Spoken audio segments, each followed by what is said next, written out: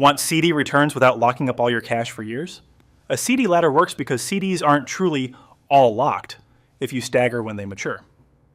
Putting everything into one big CD is risky because one surprise expense can force an early withdrawal on the whole balance. A ladder creates scheduled liquidity, so cash comes due regularly. If you do break one CD, the early withdrawal penalty only hits one smaller slice. Meanwhile, the rest keeps earning interest, and each maturity gives you fresh reinvestment options. A good ladder starts with your life, not a rate table, because the wrong lockup can cost you more than you earn. List your cash needs for the next 12 months, then separate must-access money like your emergency fund. Next, set your maximum lockup, such as no longer than 3 years.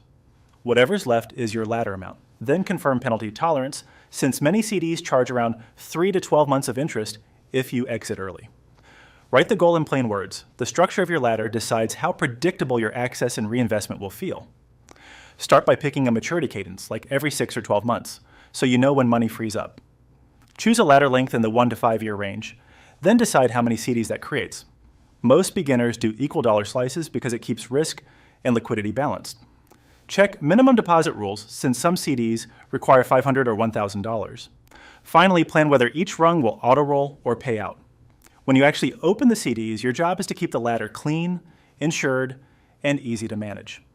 Split your deposit by rung, and if you're nervous about lockup, weight the shorter CDs a bit more. Buying CDs the same day keeps your maturity schedule simple.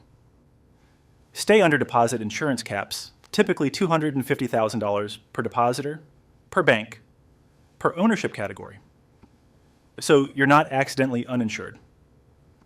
Confirm ownership category coverage for joint or trust accounts.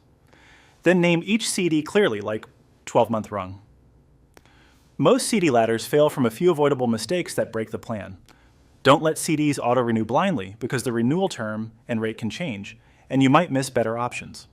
Always watch the grace window, often about 7 to 10 days, when you can change terms without penalty.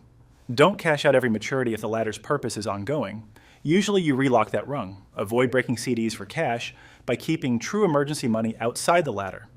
And never ladder money you'll need soon or below minimum deposits. If your CD charges a 6-month interest penalty, breaking a 5-rung ladder only hits 20% of your money.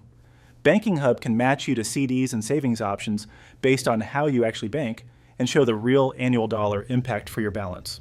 Free. No login. No credit check. Links in the description.